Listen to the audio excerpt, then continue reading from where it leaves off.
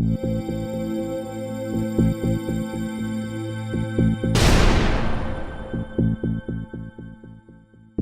evening, ladies and gentlemen, and welcome to another installment of the Bill Crane Report. We apologize for the break in service, but the holidays totally put a crimp in our scheduling. We realize how important our show is to many of you, and we intend to ask the state government and the federal government to reschedule the confluence of holidays, starting with Thanksgiving and running through New Year's. We'll ask for a rescheduling effort to afford us more time to spend with you, our most beloved and important viewers. So, now, on with the show. Where do you want to put Christmas? In July? No, we'll leave Christmas where it is. Oh, okay. But I want Thanksgiving moved up to maybe early October. And New Year's moved, maybe in February or March. Let's put New Year or Thanksgiving and Halloween back to back. All in one. Saturday, Sunday. There you go. Bingo. You see, folks, this is how government should work.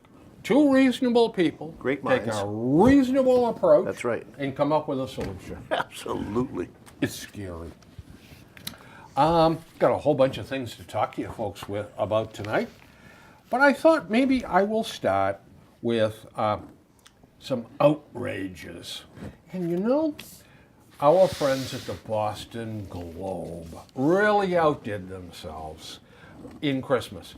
December 25th, the December 25th issue, which my wife threw out on me, was absolutely, totally void of any mention of Christmas.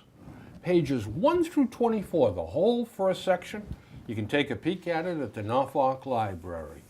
Not one mention of Christmas, the holiday, the birth of Jesus Christ, Santa Claus, Christmas trees, exchanging presents, fun with the kids, not one bloody mention of anything. Does that surprise you? No, it doesn't. And I'll tell you what, there was a little bit of hope in what's left of my mind that John Henry, buying the Globe, was actually going to make some changes. Well, he has. He's eliminated Christmas. Yeah, well, I was hoping too when he bought it they were going to have change that editorial policy a little bit too. Yep. And the scope of what they report and how they report it. But I don't see any change. I don't think he's touching anything there. It's just leaving it alone. Well, I'm going to disagree with you might know something. No, but I think the editorial board has said, gee, Mr. Henry, what sort of a approach would you like to see us use? I think he might have given them a guideline or two. That's possible. Yeah.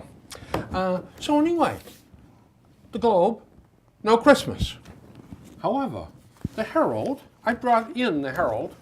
Now the Herald is, I don't know, about as generous as I can be. It's an unreadable rag. But Christmas, it's all about family. Rosie's Place, making things a little rosier for the ladies down on their luck. Joe Fitzgerald, who is the best editorial writer, a columnist in Boston, hands down, writes about Christmas. About also we have donations dazzling the Salvation Army, homeless find family in each other at holiday meal, and then if we go a little further and we get into the editorial section, we find that, do you ever notice as you age, the thumbs don't work as well? Among other things. Yeah. Lead editorial, Christmas 2014. Our shared faith, friendship. The Christmas Story, the greatest of all, by Cal Thomas. I mean, give me a break. You can't compare the two papers. No, you can't. Unfortunately, this thing is mostly unreadable, but nonetheless, there's a lot more common sense in the Herald than there is in the Oh yeah, Globe. I think Now, that's been a long time. Yeah. Just the Herald is not deep. Yeah. They, yeah. it's a commuter paper. It Guy, is. guy go taking the train. Take it on the train. It's easy to You read. can, yep. You can In just half an kind hour of you're fold done. it here. Yeah. and The sports section is pretty good. Yeah, Yeah. I do, and I like Howie Carr in there. Howie Carr. Yeah. He's good too. So, I do have some more stuff from the Globe, by the way. Boy, But first of all, before we get to that, I'm not a big fan of reading editorials. But I want to read you 2 columns by Joe Fitzgerald, who, again, I think is the best writer, columnist in Boston. He has an interesting circle of friends also. Now, he started as a sports writer, by the way. I didn't know that. Yeah. Christmas chill vexes Jewish immigrant.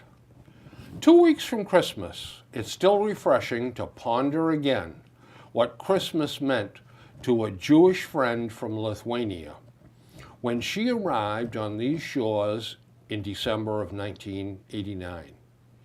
Iris Kaltonowitz was 44 and has never forgotten the enchantment she experienced when she saw all the lights, wreaths, and manger scenes. But they didn't speak to her about the birth of a baby in Bethlehem stable. No, the overwhelming thought they conveyed was freedom. Years later, long after settling in Brighton, she called here explaining she could no longer remain silent when it seemed every paper, talk show, and newscast kept peppering her with reports of how public acknowledgments of Christmas were being outlawed and eliminated in America. "I'm a Jew," she said, in the first of many conversations we would have. "But this isn't about me being Jewish and you being something else. It's about all of us being free to celebrate whatever we believe. I want Christmas trees all around me. I want menorahs too. I don't care if someone else doesn't like them. Let them display an apple tree if a Christmas tree offends them." The corrosive term politically correct was explained to her, and she was assured it wasn't always this way. Indeed, this writer still has a few of those little Christmas Carol booklets that the John Hancock Company annually handed out to the school kids of Boston. Back home in Lithuania, she recalled, such religious gestures were unthinkable. And fans, for any of you that are not up on your geography, Lithuania was, for most of the 20th century, behind the Iron Curtain, under the fist Right. of Russia. And the government there was every bit as tyrannical as the communists in Russia Oh, in yeah. their treatment of the people. When I arrived here, it was like stepping into a fairy tale, she remembered. Everywhere we looked, we saw ornaments. It was so festive and such a joy to see everyone free to celebrate what was important to them. The longer she spoke, the more alarmed she sounded. "Maybe you can't feel the way I do, because you didn't come from the place I did," she said. "I'm scared, because I see America turning into the kind of society we came from, where everyone was worried about offending someone else, where it was dangerous to draw attention to your beliefs. So I tell my friends every Friday night at Shabbat that we need to support our Christian brothers and sisters in their celebration of Christmas. America is being pushed in a very wrong direction, and if it ever stops being the country that drew us here, what will our lives be like? I'm not worried about a country where there are too many religions. What I'm worried about is America becoming a country where there is no religion at all." Well done. Isn't that tremendous? it is. That a immigrant who came here can pen something so eloquent that can see our country We have the blinders on, I think, to some degree. Well, that's But the we whole- don't, yeah, As an immigrant, she sees things in a different perspective than we do. yeah. And Joe Fitzgerald, just, I've never met the man. I'd like to. Never met the man. But I tell you, I love the guy because he has friends, a lot of Jewish friends. He's an Irishman. Yep. A lot of Jewish friends that he relates to, including a couple that survived the Holocaust in concentration camps. And he did have this one man that he interviewed once a year about the Holocaust. And this man had some of the most eloquent things to say. I think I have a couple of the columns at home. I'll see if I can dig them out. Sure. They're really worth seeing. Now, let's change our tone totally. Okay. This is not about religion or anything of that nature. This is about hard work. Joe Fitzgerald.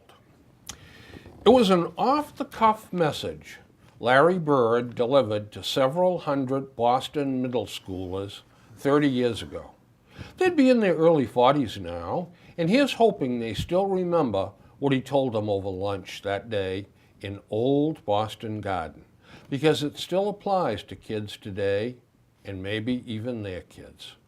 I'd like to give you guys a little insight into how I grew up, he said. At first, they seemed starstruck, but the more the great star revealed about his life, the closer he drew his young audience to him.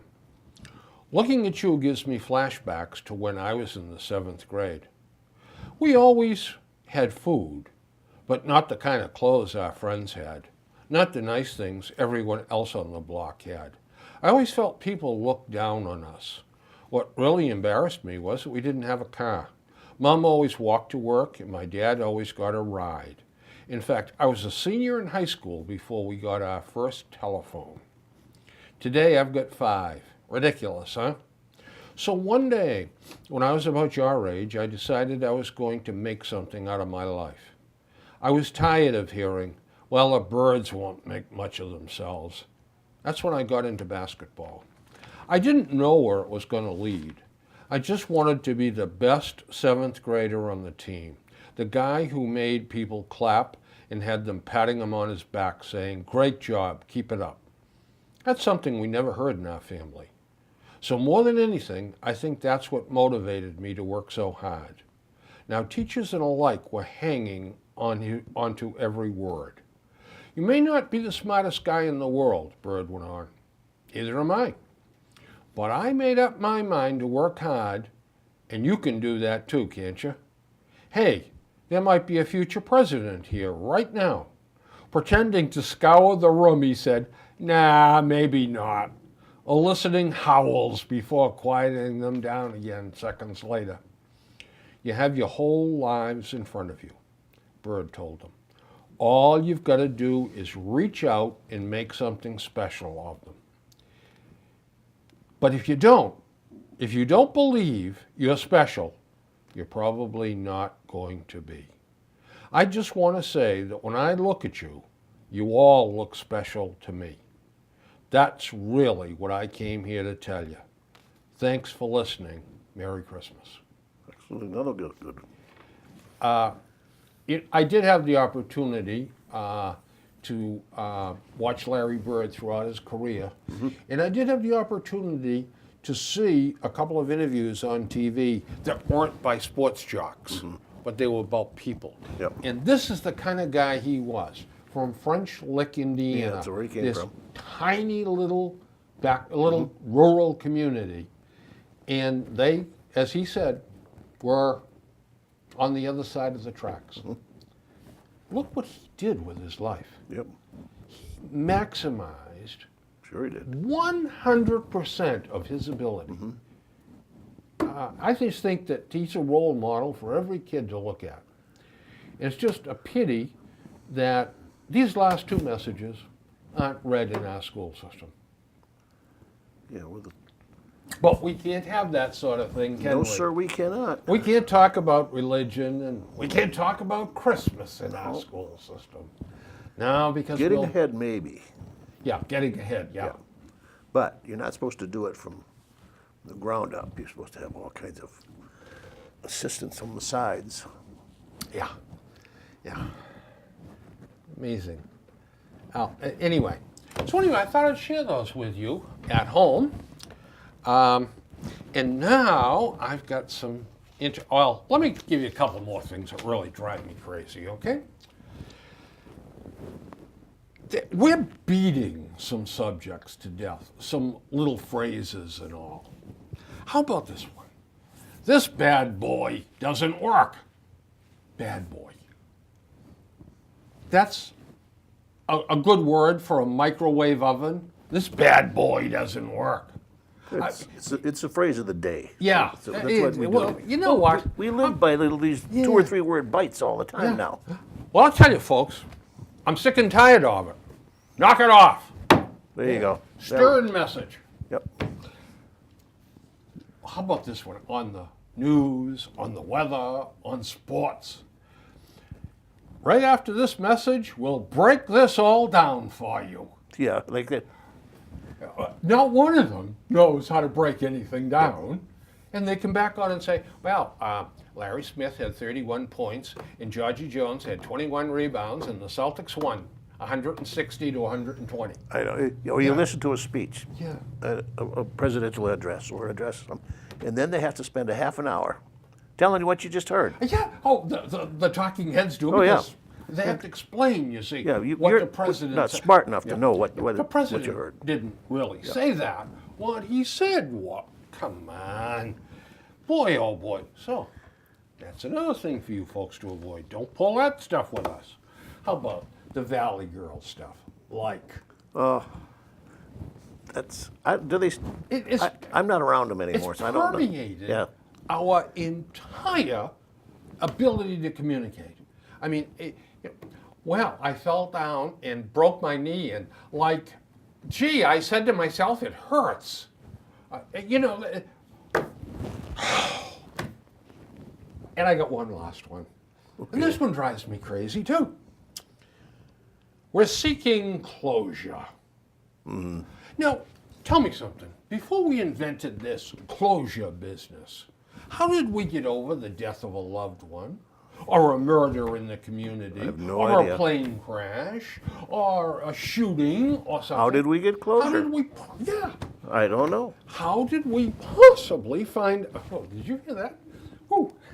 How did we? I'm getting excited. How did we possibly figure out how to get by something and rehabilitate ourselves? It was truly amazing. It is. It's amazing. But now that we seek closure, now it's all easy. That's it. Why do people stop talking when they get in an elevator? Did you ever notice that? There's a, I don't know if it's just strictly the elevator into itself, but we are very conscious today of personal space. At so many feet, we're comfortable. A little closer, we're not comfortable. You put people in an elevator, and all of a sudden, the personal space area goes down. Uh-huh. And they don't want to make personal eye contact either. Yeah, true story. Yeah, Oh yeah, run they always this look business, down or yeah. look at the buttons or something. Of course, a fool like me, I talk to everybody. Yeah, I talk too in an elevator. I don't know whether it's bad luck or. I don't know. By the way, My wife says, "Do you ever shut up?" yeah, I get a lot of that too. Yeah. And finally, I have one more here. Well, I'll get two more. When we go to Mass at St. Jude's, why does everybody sit up back? Why is everyone afraid to sit down front? I don't know, but it's true. It is. I mean, the poor priest has to yell and scream and get hoarse. Well, actually, You know, I used thought people are sneaking in late. yeah, either that or they want to bug out after Yep. communion. They don't want to stick around for the ending prayers and all of that. But everybody clusters to the back. Yeah, I think that's been since I was a kid. Yeah. I would say ushers ought to move everybody down front. Ah, Sell tickets, there you go. reserve seats. And finally, my final outrage, don't ever. Well, I shouldn't say that because these are worthy causes. But be prepared if you fall prey to the pleas for money from public radio, public television, WGBH. And I dutifully support the Jimmy Fund and Children's Hospital. They saved my little boy's life when he was first born. And I'm a member of the National Rifle Association. Now, there's four sort of diverse groups. What do they have in common? All right, I'll answer that. Humanitarian. Yep. What do they have in common? If you donate money to them, your post office box will never be empty. Oh. It'll be full. You will get, I get stuff from WGBH 3 times a month. The Jimmy Fund, monthly. Oh, yeah. Children's Hospital, monthly. The National Rifle Association, every day it seems. I don't know. It is kind of irritating because It really is. now my giving groups are people like Wounded Warriors and Disabled American Veterans. You can send them a donation on Monday.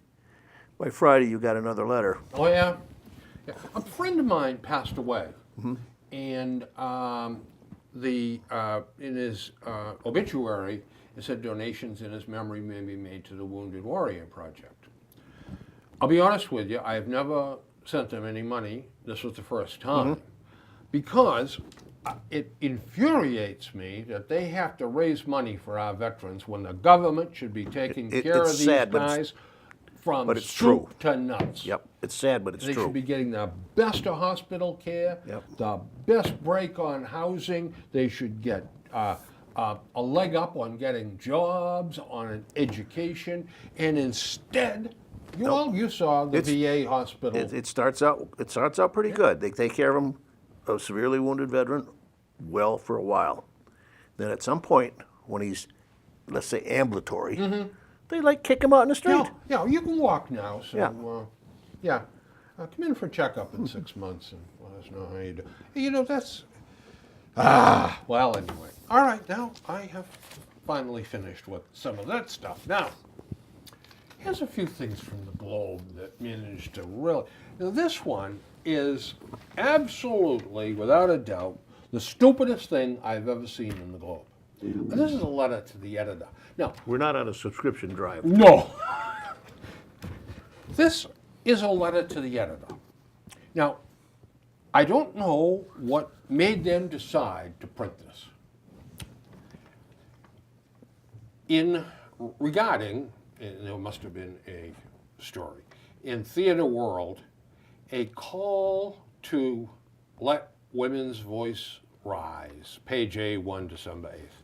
As Dawn O'Coin's article illustrates, gender parity is a compelling issue that should command the attention of everyone in theater.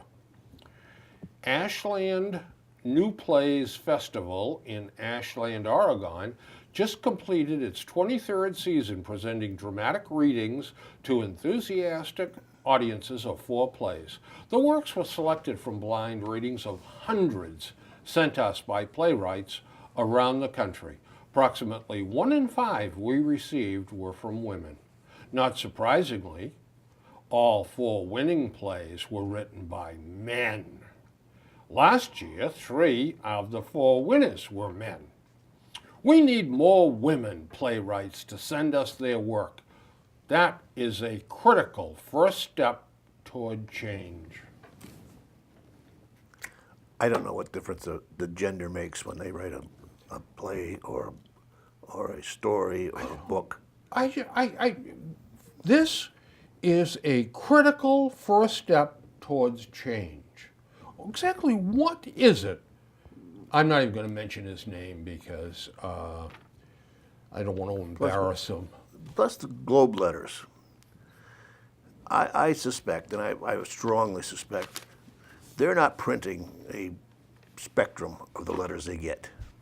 If you have an article in there or an issue, and it's something the Globe is editorial opposed to, and they get 10 letters, and they get 5 and 5, just hypothetically. I can tell you right now, they print 3 of one and And one of the other, or Yeah. 4 in one, yeah, Yeah. to make it Yeah. look like it was skewed one way or another. Guess how it's skewed. Oh, yeah. Too.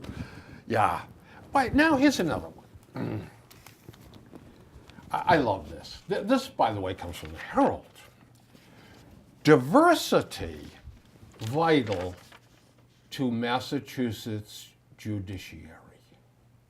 Now, they go on to say, you know, we've got to make the court look like the community, rah, rah, rah, rah, rah. Wouldn't a better headline and a better content to this would be quality and competency Of course. to mass judiciary is vital to mass judiciary. You know, this diversity stuff, if the people that are chosen not because of their sex. That's right. Or their religion. They shouldn't be chosen in the first place. Or their color of their skin. If they are qualified, That's right. there is no issue here. That's But right. when we start saying, oh, you have to be a special type because we want you on the judiciary so that we can look at you and say, now, see how diverse we are? It can be, you can be a lunatic, but as long as you are what they're looking for to balance the scales. I always thought the law was the law, and the rule of law is the rule of law. And I always thought, too, that Lady Justice wearing Yeah, the blindfold he wears a blindfold. was stated that the law is blind, it's colorblind, it sees nothing but treats everything equally. Yep. This is nonsense. That's a good point. And I'm going to get a hold of Charlie Baker and tell him, Maybe he'll come on the show. well, you know what? That would be a move in the right direction for him. His ratings would skyrocket. Absolutely. I'm telling you. Well, we're back to the Globe. Now, I can't find the original letter to the editor, but these are responses. And evidently someone was very upset because a veteran got a job ahead of him or ahead of his son or something. I remember that. I remember that, yeah. But thanks to blah blah for challenging the commonplace idea that someone becomes a hero simply by making it through basic training. Assigning hero status is a disservice to soldiers. Well, you know what? I beg your pardon, but I'll tip my cap to every young man and lady that goes in the armed services and defends our freedom. Yep. They are a hero. And I'll tell you something else too. This really rankles me because I was just a bozo that got drafted for 2 years in the Army. But I went. And I gave up 2 years of my life. Did a difficult job for very little remuneration. Well, unless you consider $99 a month living high on the hard, You did get very little. you better believe I got a raise to 103. Oh, wow. And then I made Spec 4, and I went to 122. Okay. Did you buy a new car then? I started drinking the good stuff. Okay. Then, yeah. But every guy that has gone in the service gave up time. I had a job, a nice job over the Foxborough Company. Okay, yeah. 2 years I walked away from it. Well, I was drafted. Sort of. Yeah. Prompted to walk away. Yes, encouraged. And in the long run, I would say, when I look back on it, it was a very positive experience in my life. But I didn't go voluntarily. I mean, I was hauled in, okay? But you went. But you went. I went. Yeah. And I spent 2 years and came out Spec 4, E4. Good for you. Boy, oh boy. And I tip my cap to every single one of you guys and gals who've done the same thing I did. And I really now especially tip my cap to y'all because now it's a volunteer outfit. That's right. You have to volunteer to go in. And to do that, I think you're special people. And for some bum to write something like this, saying, oh, well, just because they went in, he's not a hero. Yeah, he was tired of having veterans get extra points or Yeah. get preference. Yeah. Yeah. So when you get a job for UPS, and UPS interviews you, and you are recommended to be hired, and you're a veteran, well, by gosh, by golly, that guy deserves to get hired ahead of somebody that didn't go into the service. Yeah. Well, plus he comes out of the service with a whole different work ethic. You better believe it. And he comes out with you're absolutely right, a different set of values. Yep. He understands what teamwork is. Mission. Yep, the mission, absolutely. And you stop being an individual and you realize that you're a group. Yep. And yeah. Well, our president had something interesting to say. President Obama believes that the United States is less racially divided than it was when he took office, despite recent protests over police treatment of black people. In a recent interview, Obama, I don't like that either, calling him Obama. It should be President Obama. Right. We should, this lack of respect is, look, I think he's got some shortcomings, okay, but he's still the president. In a recent interview, President Obama, I'll put that in, said mistrust between police and minorities isn't new. He said it is being talked about more because the proliferation of smartphones allows more interactions to be recorded. He creates some of the problems himself. Well, he did. When he gets involved with things that he really has no knowledge of, the fact that he is the president expounding some theory about whether this person's guilty or not guilty, and in these two cases, particularly that first one with Mr. Brown, he left no doubt that he was already condemning that police officer. Well, he had his buddy Al Sharpton was Well, of course. here. Oh, that guy. Unbelievable. But let's go back to 2008. The first black president ever elected in the United States. Racism is here. It's in our society. There's no doubt about it. No. To a degree or to not degree. There's always prejudice. I mean, prejudice is based on life experience. That's right. And it can be good, it can be bad. There's prejudice about everything. You're right. But we have to deal with it. And we have to make sure it doesn't affect someone else. Okay. Why did he not start that conversation back in 2008, 2009, actually, when he took office? Could have said, folks, we need to talk this out. We have got to sit down because reasonable people can solve a lot of issues without yelling and screaming. But he didn't do it. Now, why, Dwayne? I don't know. I don't know what's in his head a lot of times. I hate to be a pessimist about this, but I got to believe it's got to do with votes. It's got to do with the composition of the Congress coming up in 2010, about his ability to get reelected and push his programs. And I just got to believe that he thought that this was a conflagration, that if he ever threw a match to it, well, actually, it would become a conflagration. Mixed metaphors here from me. Okay. But if he started it, it might be something he might not be able to control. I don't know. You don't know? No, I don't either. Then both of us. But are it dead really in the water irritated on me this though when one. he was starting he actually contributed to the racial divide at that Well, he point did. doing that. He did. Yeah, because he was almost like talking as an outsider. That's as though he wasn't as part of the dynamic mix. And Eric Holder, the Attorney General, He's another one. Yeah, he's an embittered man. Now,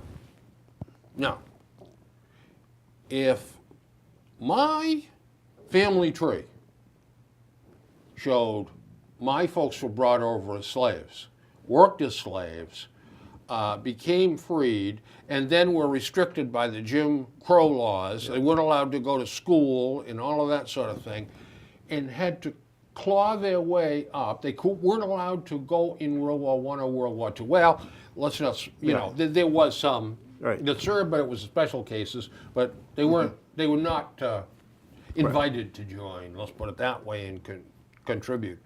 And then had to fight for civil rights, just the ability to vote, and the ability to get a job and be treated equal. I would probably be one pretty well peed off guy too. The same as Holder. I don't know. I don't know whether I could handle things any differently maybe than the way he handles things. But that's a subject for another But night. at some point, it's got to stop. You can't carry this. Got to stop. You can't carry this on your back forever, for generation after generation after generation. And that's why I think President Obama, hoisted on my own petard here, I think did the nation a huge disservice by not initiating this conversation. Yep. Franklin Delano Roosevelt had the fireside chats. Right. And he talked to America. He talked to them. To them, right. Yep. Ronald Reagan talked to Americans. Yep. Why couldn't Obama have initiated that? I don't know. Appoint some people to a panel. Get conversations going. I don't know. Anyway, well, here's another little missive from the Globe. We have, through a little bit of madness down in the Senate, approved Dr. Vivek Murthy to be the new Attorney General. And Murthy feels that doctors should discuss guns with their patients. Do you have guns in your home? Do you realize how dangerous guns are? Oh, Blah, blah, blah. Well, it's going to jump out the closet any night and shoot me. yeah. He said he would focus on fighting obesity, and that's an important priority. But Murthy also has the facts on, this is the Globe, by the way. Murthy also has the facts on his side to elevate the discussion about guns. There are more than 31,000 deaths a year from gun violence. Lie. There are about 11,000, which is 11,000 too many, by the way, folks. 11,000 deaths due to gun violence. The 20,000 additional deaths to total 31,000 are suicides. Mm-hmm. Exactly. Yeah. So I guess what he's saying is we don't want people committing suicide with guns. But if they want to hang themselves or jump out a window or pipe in gases from the tailpipe, then that's okay. Yeah. But don't do it with guns. And you got to take into the criminal element in there. That's the huge element. Of course it is. I mean, this 10 or 11,000 deaths by gun violence, if you break this down, you're going to find out licensed gun owners are a small portion of it. Very, very small It is portion. unlicensed gun or people possessing guns that are unlicensed, and also the guns have been stolen Yep. And or altered. bought Yep. in the street or something like that. Usually the serial numbers are taken off. Defaced, Yep. yep.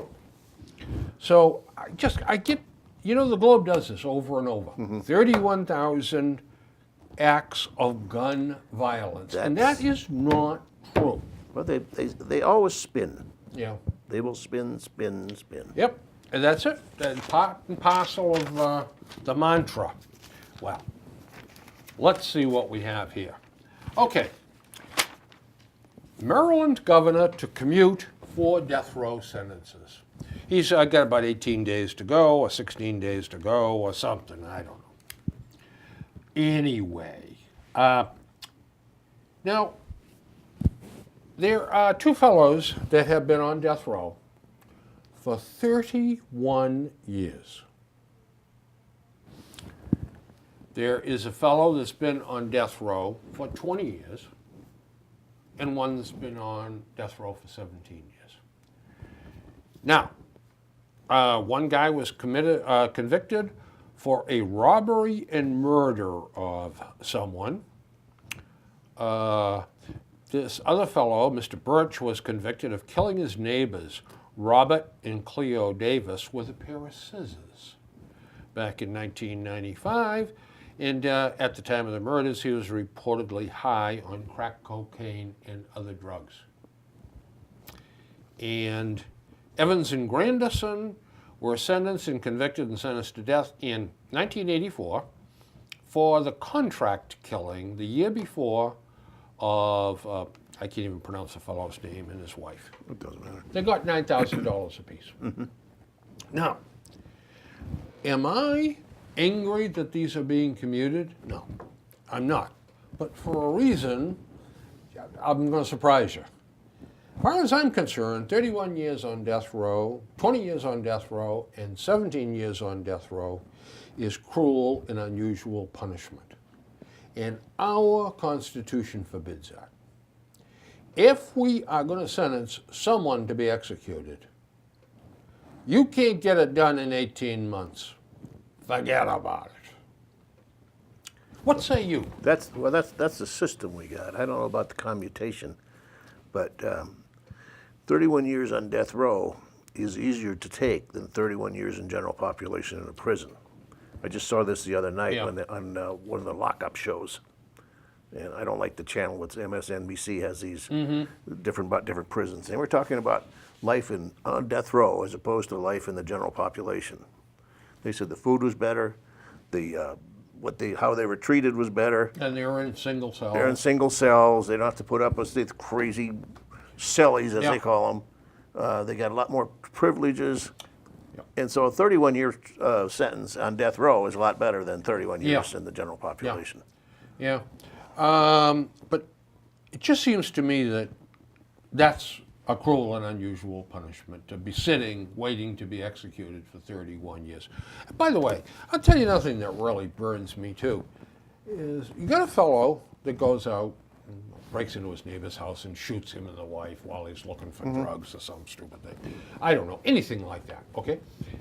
And 2 years later, he still hasn't got his day in court. He still hasn't been brought into court for a trial. Well, you know, we're working on evidence, you know, we're overloaded and all of that. You're also entitled to a speedy trial. Yeah. And if you can't get it done in 2 years, boot him out of there. That's ridiculous. And we have a system like that, full of political appointees that are inept. Well, that's what it is. Here's another thing. Baker and Walsh as Best Friends by Joe Battenfeld in the Herald.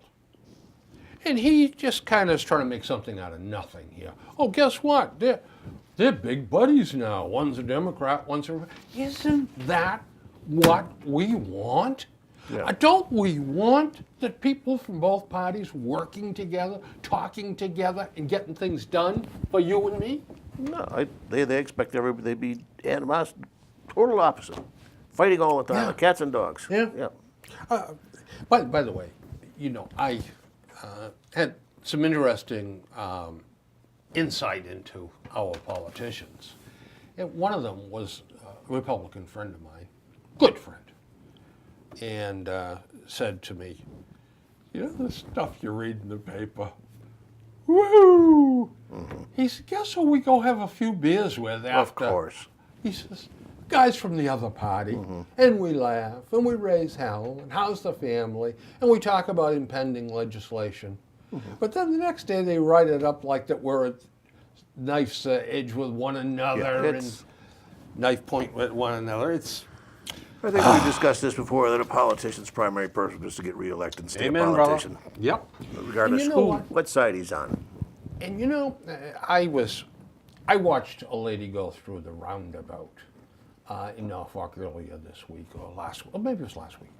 She came from 115 from Pondville direction, came across, and you got that straight stretch where the speed limit is supposed to be 10 or 15 miles. Right in front an hour. of You're the, supposed to right, crawl through the church. there. Right, Yep. in front of the Federate Church.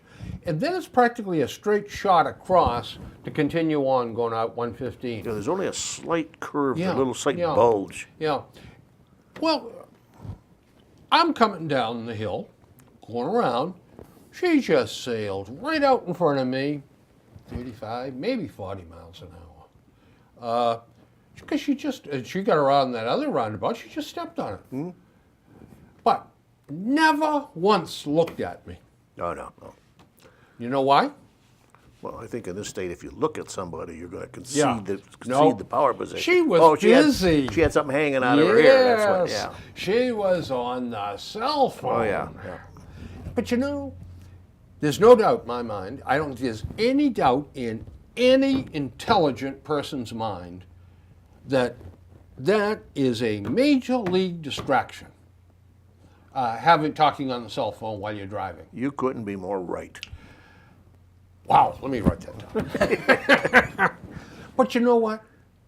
It'll never pass the legislature in there because it takes a backbone to propose it, a backbone to push it, a lot of hard work to get it through. Right now, what are we?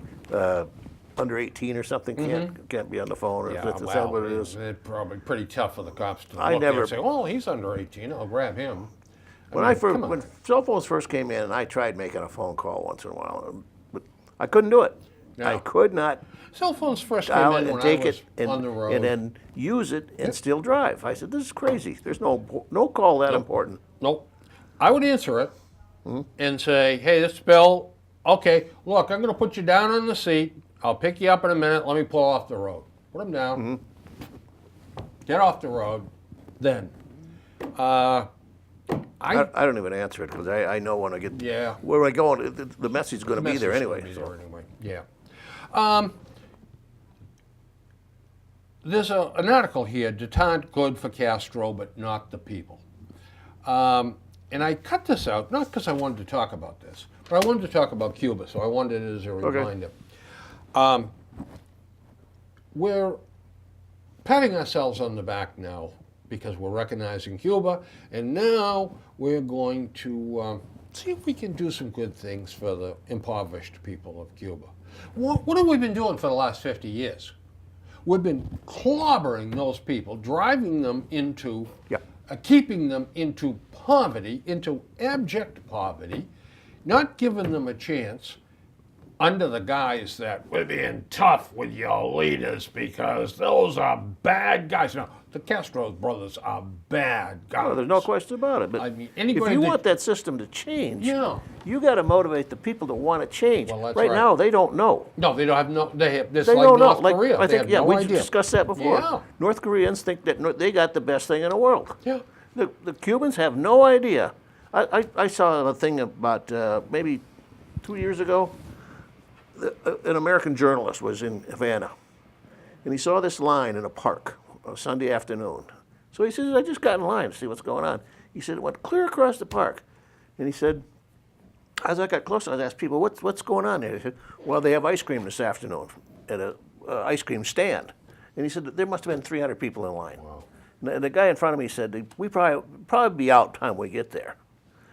And I said to him, he said to me, "Isn't it great that we can get ice cream here when in America all of the proletariat gets ice cream?" See, they don't know. Yeah, isn't that something, huh? You know, well, I'll end my rant with the Bay of Pigs, which was That one was of a the farce. great Yeah. mess-ups of all times. If we wanted to invade Cuba, if we wanted to take some definite action, definitive action, Kennedy should have called that off and said, "Time out, guys. We're going to go back to the drawing board. I want something that's going to work." I want, what's the end game here? What are we hoping for? What's best case? What happens when things go wrong? It's like us invading Iraq. Yeah. You know, We had no qualms about going to Grenada yeah, over some pretext. Yep. Yeah, because we wanted to go in there and a little lesson teaching time. But when we invaded Iraq, we did a good job knocking their army out. We took over the country in a short period of time, blah, blah, blah. We didn't have the slightest idea what to do when we finally deposed Saddam Hussein. We had no idea that, jeepers, what are we going to do for a police force here? Yep. How are we gonna feed these people? How are we gonna maintain law and order? Yep. How are we going to put the government back together We again? uprooted the infrastructure and just let it lay. Yep. But nobody ever thought of that. No. Yumpin' Yiminy, I'll tell you. Well, I got to get to this one before we blow the whistle for the end of the day. DA weighs blood test of accused EMT biter. It's sad. Yep. This was down in Jacksonville, Florida. This was a person from Jacksonville, Florida, was summoned to court by police on assault and battery charges after cops said she bit deeply into the hand of Boston EMT Tony O'Brien. The attack took place Wednesday when O'Brien and his partner responded to the Beacon Hill Hotel to assist an allegedly drunk woman. But when he tried to help her, she bit his hand, drawing blood, and scratched his face and neck. Bell was taken to Mass General Hospital where police said she had to be put in restraints because she was being combative and erratic. And she has a history of doing this sort of thing. So here the DA has got to go to a judge in order to have this woman be forced to give a vial of blood to find out if she's dangerous, so this EMT can either combat whatever might have happened, or at least he gets peace of mind. Yep. It's crazy. The DA is weighing whether to do it or not. Give me a break. Holy jumping catfish. Speaking of catfish, and this is something I'm doing some research on, and we'll talk about at greater length sometimes, but the fisheries off the coast of Massachusetts, off the Atlantic coast, are really being depleted. The haddock, the cod. No question about it. Why don't we have more farms, aquaculture, down south raising catfish? Now, I don't know. I don't know. You think it's market driven? I like catfish. I like farm catfish better than I like wild Yes, catfish. absolutely. I don't like that muddy piece that you get on the But the wild stuff that are fed pellets and stuff like that on the farms, I mean, that is good stuff. Why aren't more people jumping into this? I don't know.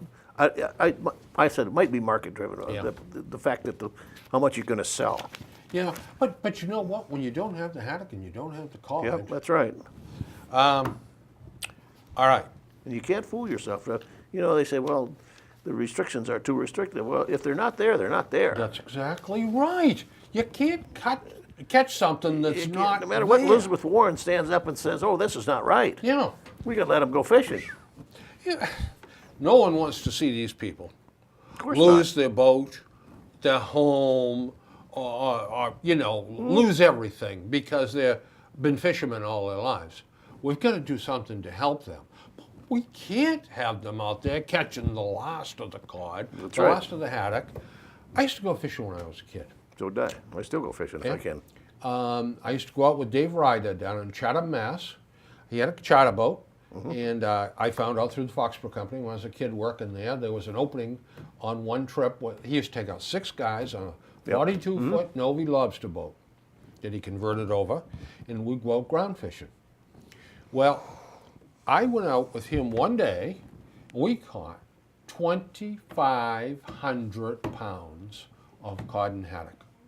Oh, yeah, when they were... Yeah, and we caught 212 haddock. He counted them after he cleaned them, and he said, that's the most haddock I ever caught in one trip, ever.